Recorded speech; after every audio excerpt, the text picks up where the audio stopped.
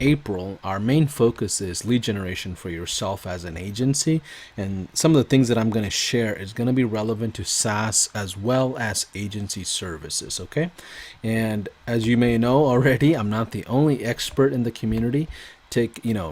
Feel free to collaborate and share ideas with each other. And as you comment in the streaming itself, I'll try my best to support those as well. So I don't know if you guys are familiar with what a challenge is, but the idea of a challenge is to run a community driven event essentially, right? And these events could be short or long, and I'll go into a couple of reasons of what to, a couple of items to consider while you put this together. But a challenge basically is where you put together an event for that industry and you essentially try to drive a result in a compressed amount of time, right? So Dan Martell, if you're familiar with Dan Martell talks about this in a very interesting and clear way. He says that if you're looking at like a slope of a mountain, at the bottom of the mountain, if there's like a pool of water, right? Your challenges should help your customers go through this huge pool of water, and it should be a boat from point A to point B, right? So very familiar analogy that we hear quite often. Now, what is it about the challenge that we have to be very aware of, and what should you know? If you've never ran a challenge before, I want to kind of just share some ideas with you, okay? So, first things first, challenge is not a software, right? It's not a service either, right? It's an event. So therefore, your language around running paid advertising is completely driven around the event itself versus the software. When you run SaaS advertising, it's very easy to jump into describing what it is based on the feature language, and a challenge allows you to kind of not fall into that trap, right? And also the other thing about a challenge is that it's a purpose-driven interaction. There's a specific type of deliberate intention behind getting together and things like that. Deadline with an expectation obviously is another big component. So we'll talk about the different timelines and stuff like that that I recommend.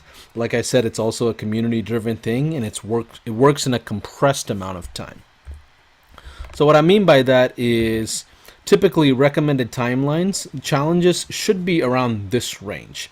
3-day challenge is probably what I would recommend out of any other timelines. 7 days are okay if you are putting together a software solution that's very heavy, okay? But I still think 7 days is pretty long. And you eliminate a whole entire trial period if you do a challenge, okay? You don't do a challenge into a trial. You actually speed up your trial by replacing it with a challenge, okay? If you get nothing out of this conversation today, that's one thing you should get out of it. Challenge is typically designed to replace a trial, where a trial is self-driven moment, it's a self-driven experience from the customer or the user for your software company, right? But a challenge is you hand holding them through in a compressed amount of time. So a 3-day challenge is to me like that's what I would do. If I'm running this on my own, I would do a 3-day challenge. 7-day challenges are okay. 20-day challenges are fine, depending on the industry. Like you'll see this in the fitness space quite often. You got to lose weight in 30 days, right? So in certain industries, you'll see this in multiple different facets. 1 month, it's very rare, but you'll see that as well, depending on the scenario. But I just wanted to share this with you guys. So what's the purpose behind a challenge? And if it's beta driven challenge, either way, it helps the prospect understand what your product does, right?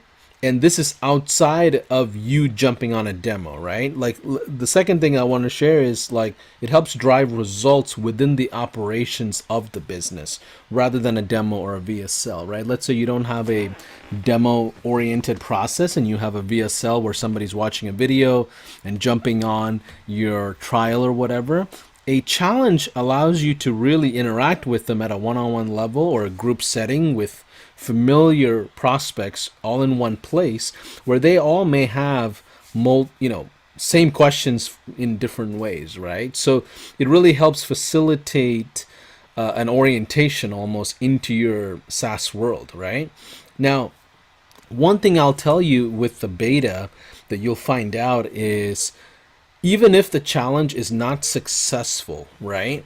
Challenges are the best beta launches that I recommend as well, right? So if you have, um, let's say for example, the fitness industry, since we were just talking about it, and you put together a challenge for your client and says, you know what, I want to set up a challenge to help bring you 5 new memberships, right? It's a 5 membership challenge, 3 days long.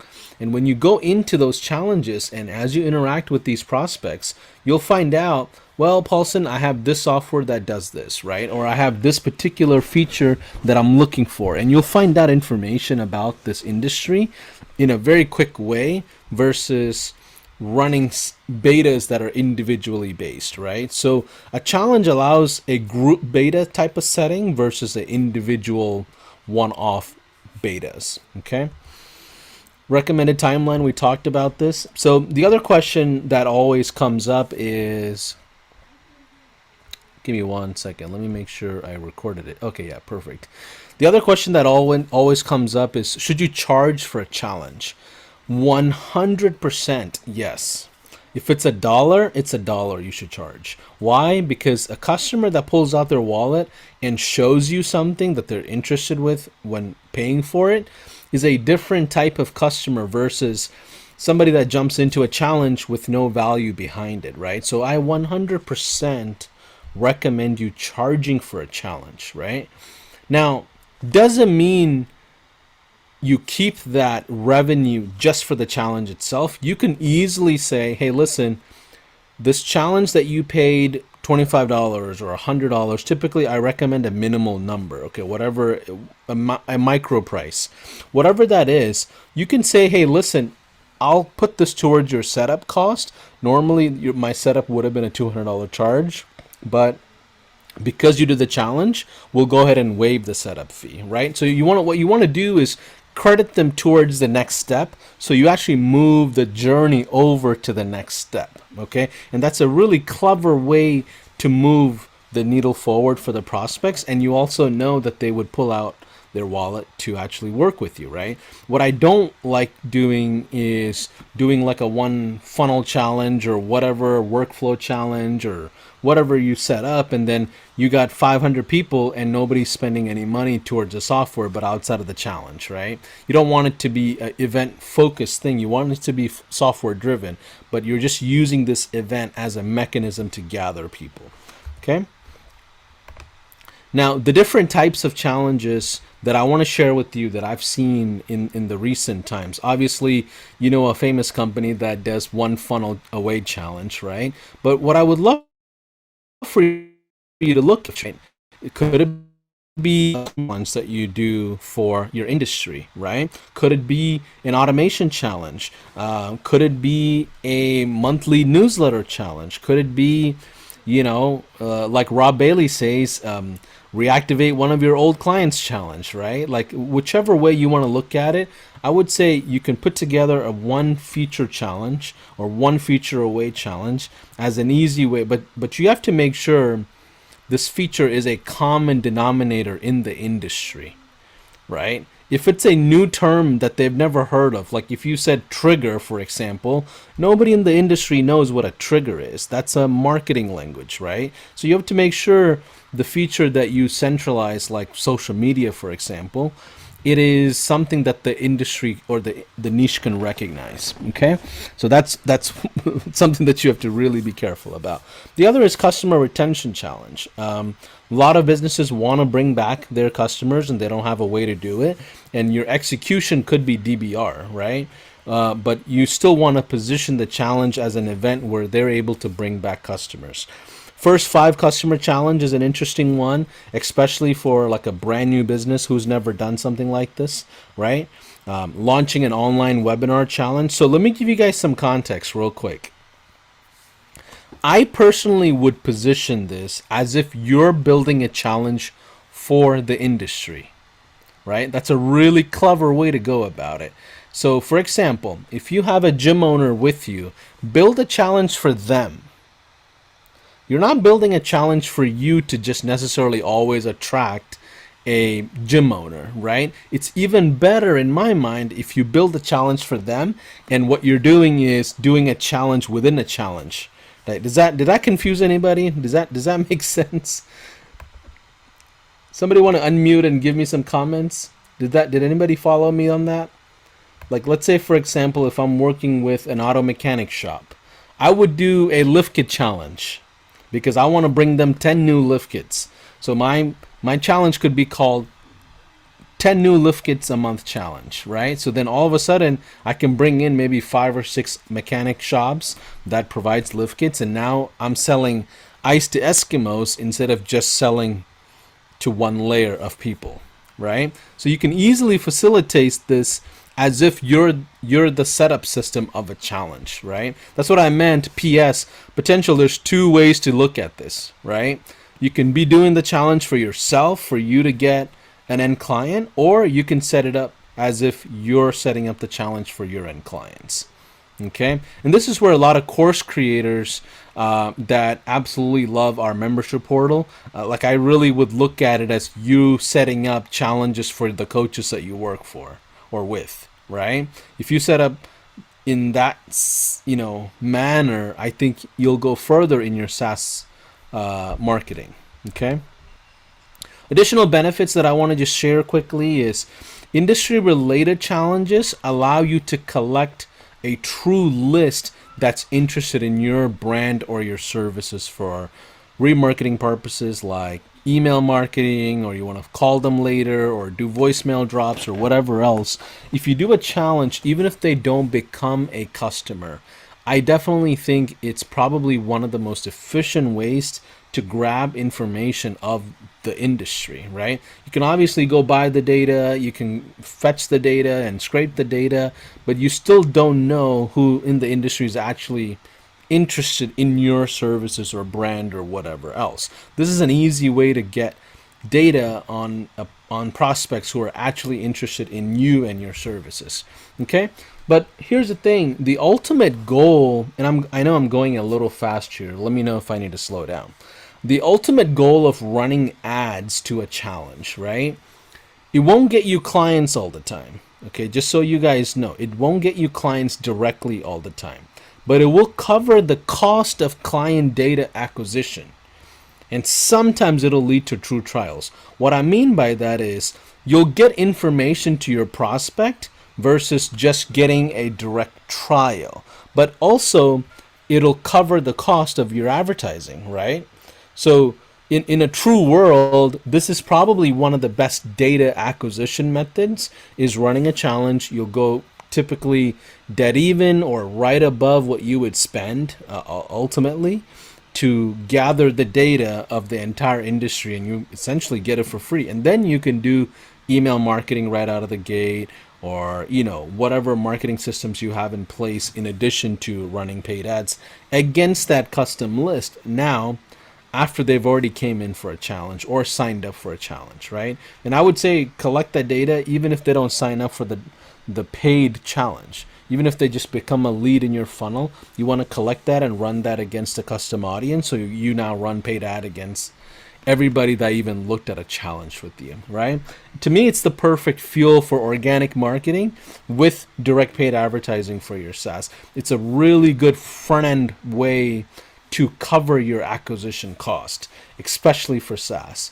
Now, the cool thing about all this that I think is really interesting is if you go through a challenge where it is product driven, it's perfect for a lot of you that are technical oriented and things like that, and you're showcasing this entire thing on high level, right? Like when they're on day one of the challenge, you're not even talking about the high level system. You're just literally logging in and building out a challenge for them, or whatever funnel for them, or whatever you're doing for them, right? You just go right into the platform where they're naturally asking, hey, what is the system that you opened up? And you can really talk about it as if it's your own CRM system that you essentially put together your own IP for the industry. So that becomes a opening conversation to the software component, the feature side, and things like that, even though you're focused on it. And the cool thing is it onboards them or gets them in the early stages of onboarding, even before your formal onboarding steps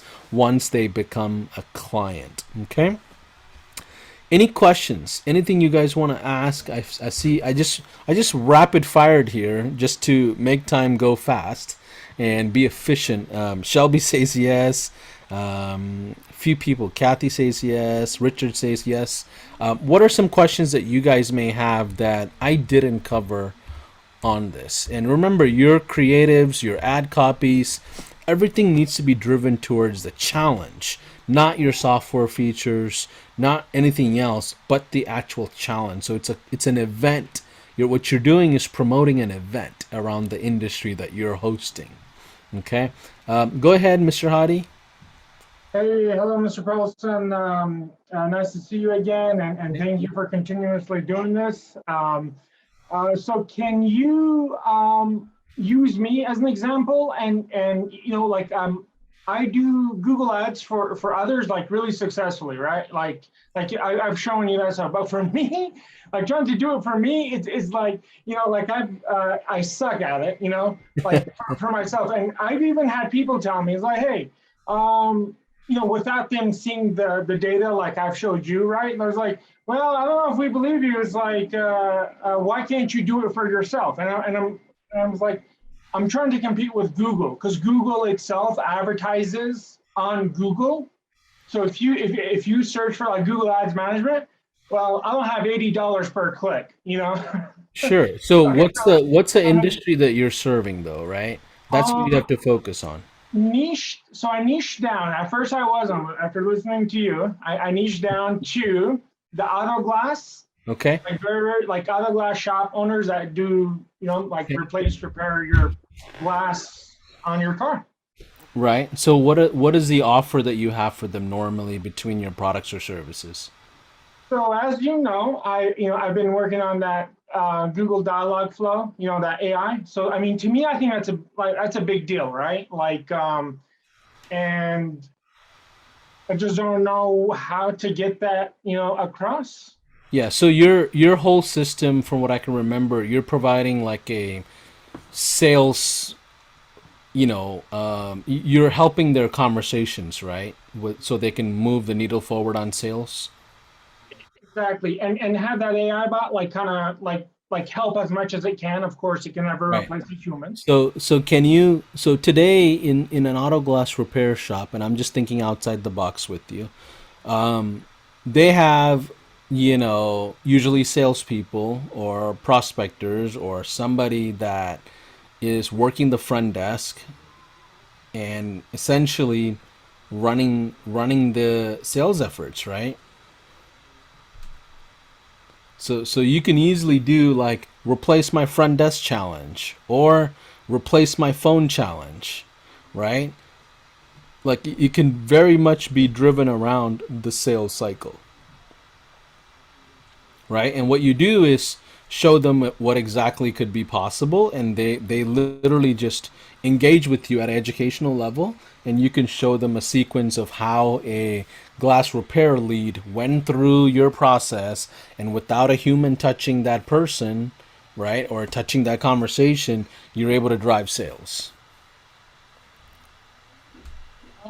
Yes. Quick question about that. So, like with my current, I always like kind of feel ashamed saying my only two clients. It's like, but anyways, that client, so he does have employees, and one of the page, her responsibility is that, right? Hmm. And I felt like at first, like she thought she was going to be replaced, and I was like, look, no, and so like if I do that, doesn't that just bring up like a wall of employees trying to get it to fail? No, you're complimenting their teams, right? You're saying only talk to the people that are qualified to talk to you. The worst thing that they have to do, I mean, the thing that they don't like to do is call a bunch of dud leads. Who wants to do that? right? So what you're doing is essentially complementing those front desks, right? But you have to position a challenge as if like, you know, there's few ways to look at it, but you need to focus on new prospects, not your current clients. You have to focus on new prospects, other shops that may have different problems. You may not see other problems yet, right? And I think there's nothing to be ashamed of having two clients. Like that's not a bad thing at all. There are plenty of people who don't have any clients. Don't worry, I know that. So don't put yourself in a bad place mentally thinking that you're not progressing. I just think you should collect better data addition to what you have outside of the two clients that you're working with. For all you know, it could be an appointment challenge, right? For all you know, it could be, throw my phone in the trash challenge, right? It needs to speak to what they would like, right? And it's an Right. event. Remember, it's an event. It almost doesn't matter how the features are stacked up as long as they can achieve the results, right? Nice, nice. So, okay, yeah. Okay, cool. Thank you. I really, I always appreciate your insight. Thank you. For sure. Gan? Oh, sorry. I think I clicked on unmute and then I muted you accidentally. Go for it. Awesome. Hey, fantastic session. I've attended quite a few challenges myself, so I can totally resonate to what you're saying. You have done Uh, challenges, you said. I have attended challenges myself. Oh, okay, Uh, okay. yeah, but I've helped a client of mine do a challenge as well. But she did not do it that great, as in the planning wasn't that great. But anyway, my question is around, let's say you named the challenge as like 10 clients at the end of the month, or 5 leads or whatever, right? So that's a beautiful way. But in my case, let's say the end goal is not leads, but because mine is just funnels plus copywriting sort of an agency, right? We're not driving traffic just yet, so we don't focus on that. So we kind of, Okay. for the lack of a better word, we build the Ferrari, not actually show them how to drive it or something, right? Yeah. Uh, so in that case, what do you think the challenge should be focusing on?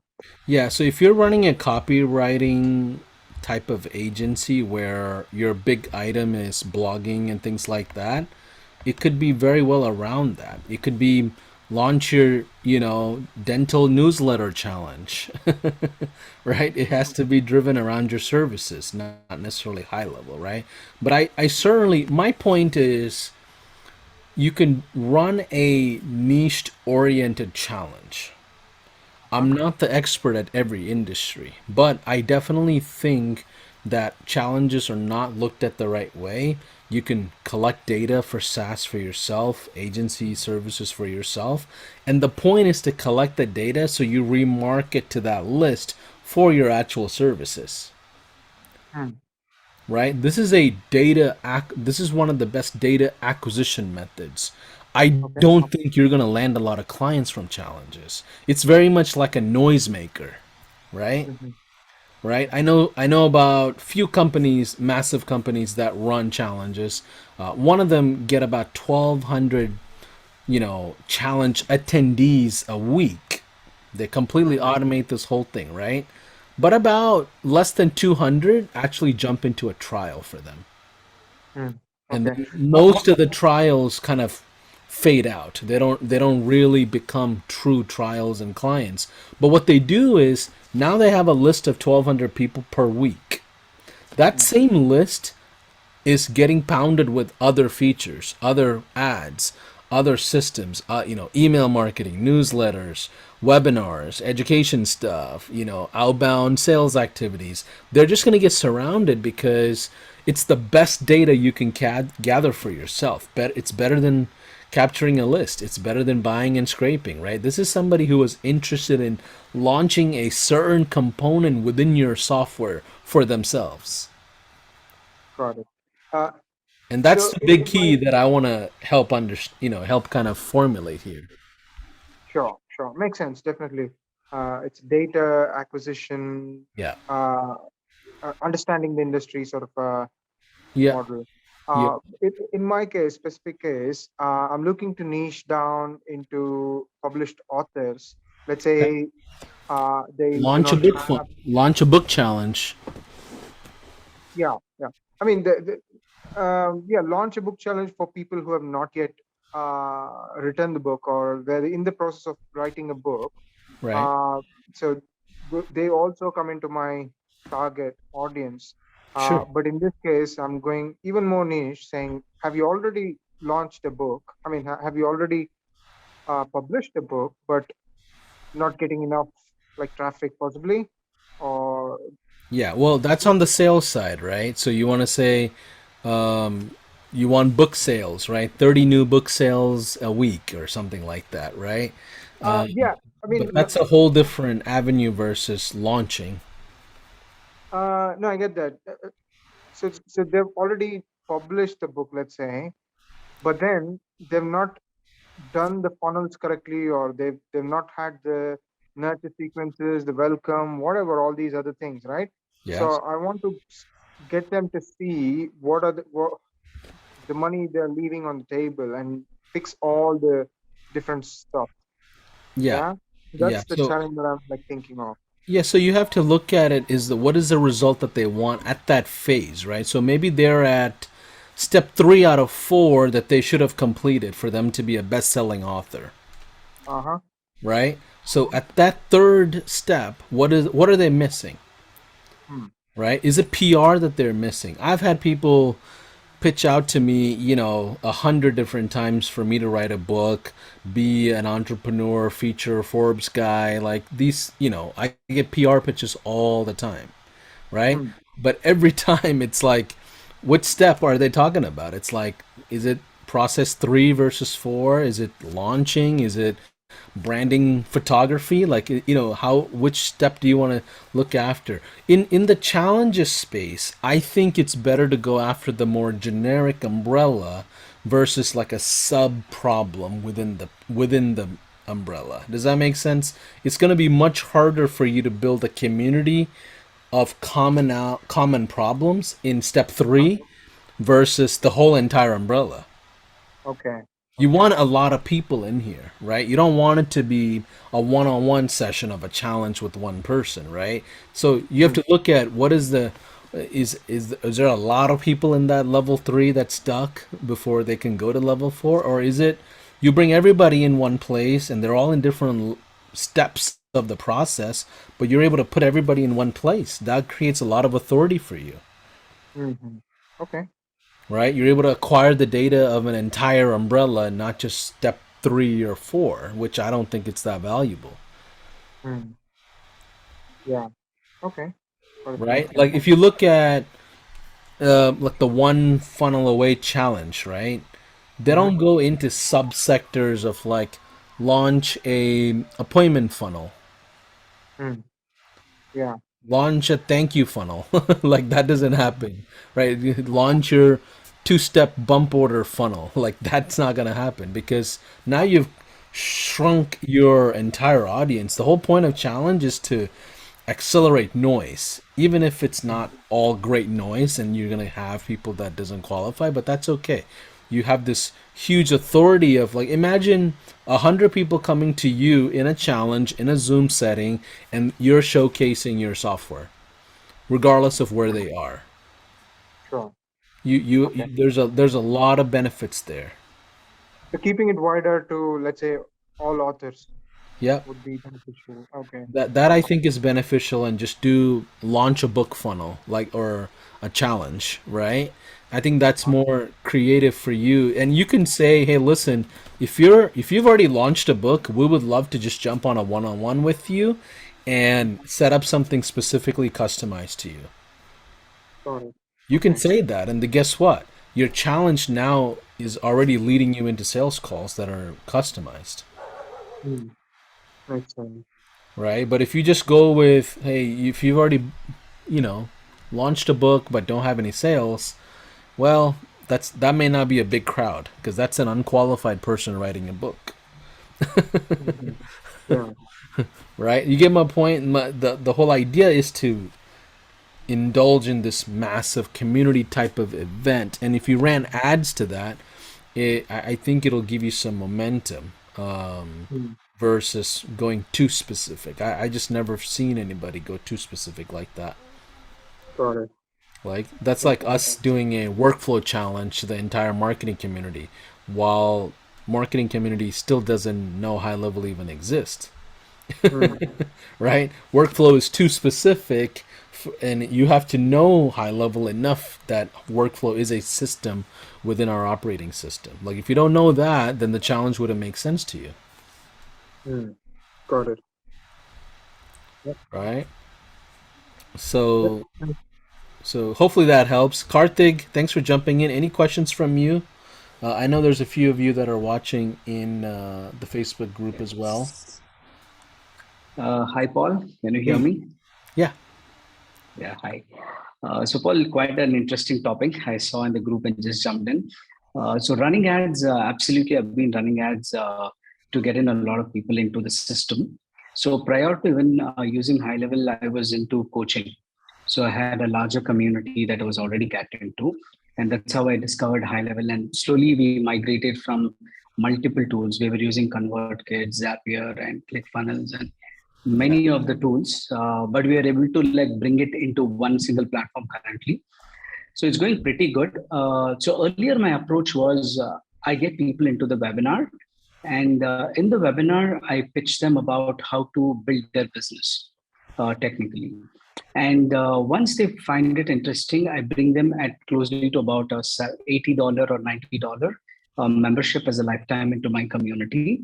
And once they come into the community, then I teach them about setting up of basic landing pages, then systems and automation. Then now it's the workflows and all of that. And by the time they're interesting, they start using the system and they stick on with us for a long time. Okay, so we've been able to like get in our own community members to use it. So my budgets, coming to budgets, per day, we go at least with about, say, 250 $300 per day. Okay, so we are generating over like about 250 leads per day at the moment. And that's been working for us from quite a long time. But since right now, looking at Facebook is not being so good at quality leads, and a lot of targeting options have been taken off, and it's so hard for us to do it. YouTube only has actually been the savior for at least a month or so. So, looking at the wide perspective, I would like to understand, Paulson, since you're being in this game of SaaS and agency for quite a long time, which I have not been. I'm into training and coaching. So, what would you advise that going with a large audience, getting into webinar, and then making them use the system and bringing in, is that the right approach, or is there anything else that I could also do along with it without taking away a lot of time by doing one to one? yeah. So when I say challenge, I'm talking about a live experience of an event in a Zoom setting. If it's webinar, it's fine, but I'm not a big fan of like one-on-one or two people talking in a webinar where everybody's on a chat. Like I'm looking at it as like a group Zoom settings, and these are not pre-recorded. They're all live and going through in like a challenge. Now, webinar advertising is a whole different ball game versus challenges, because webinars are typically everybody knows that they're pre-recorded and they're not as exciting versus challenges. I feel like I'm gonna go meet people, right? Webinars, it's like, okay, I'm gonna find something out about information, so it's more of like an information gather, where challenge is typically driven around an experience, right? So I'm a big fan of challenges. If you like, especially if you have a community type of driven system, you want to leverage your existing community to bring on prospective people into the community, right? So what you can do is, like, let's say you have 50 users. For your existing users, make the challenge free so they attend.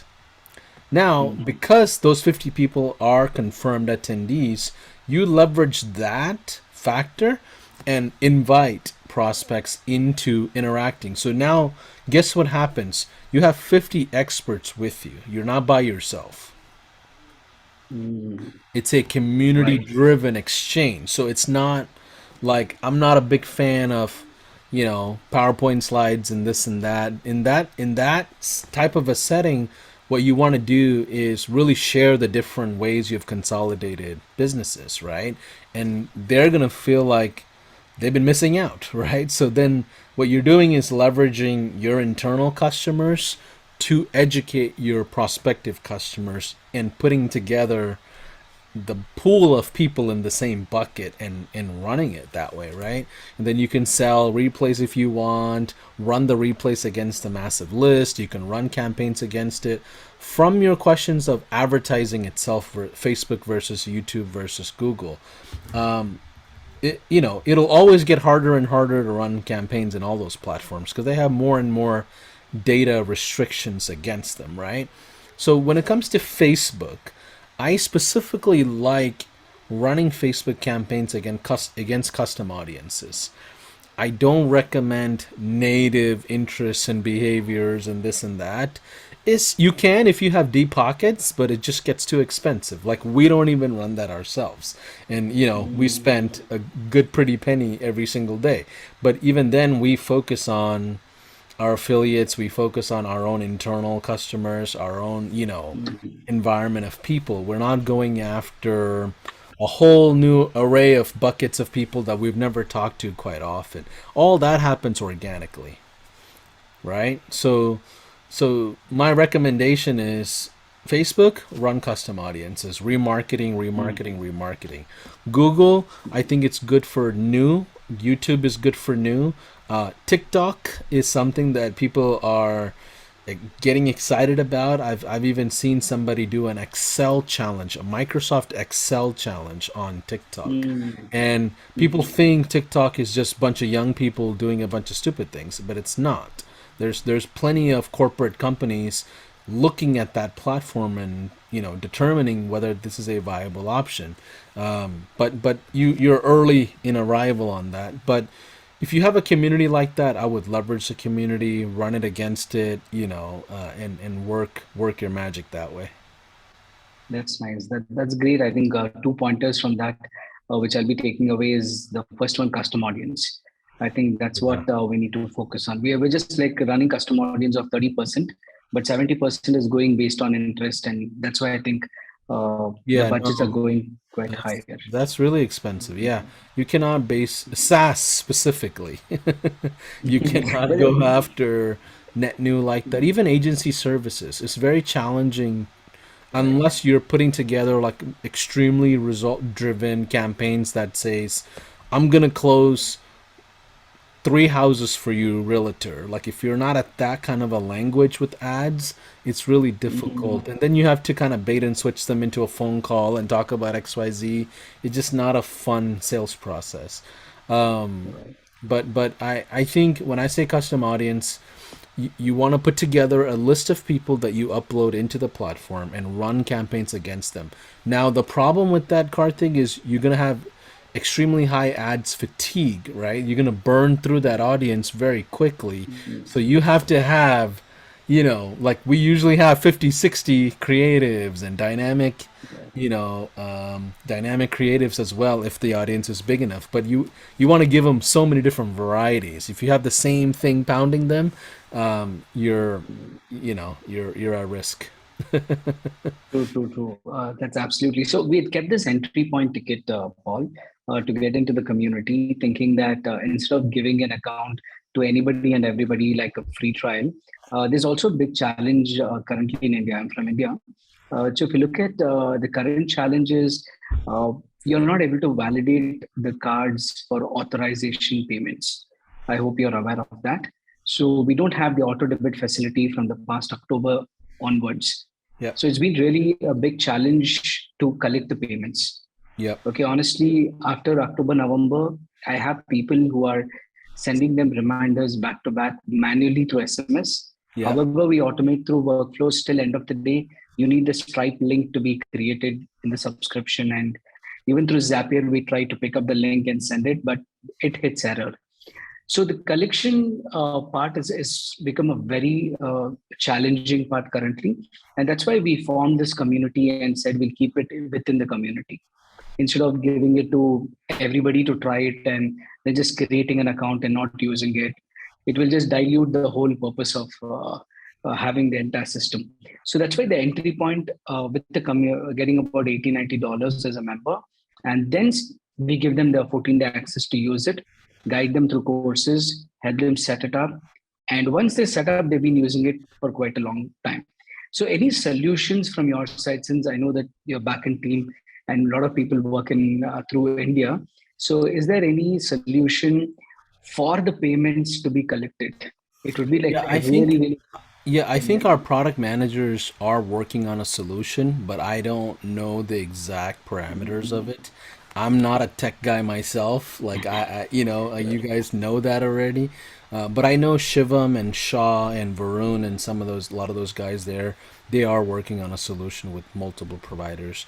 But each country has their own challenges, like with stuff that we hear in South Africa versus Britain, like versus GDPR in Australia. Like we have multiple ranges of challenges that we have to solve. So I don't know where the priority is on that, but I would say reach out to them and you probably will get a better answer.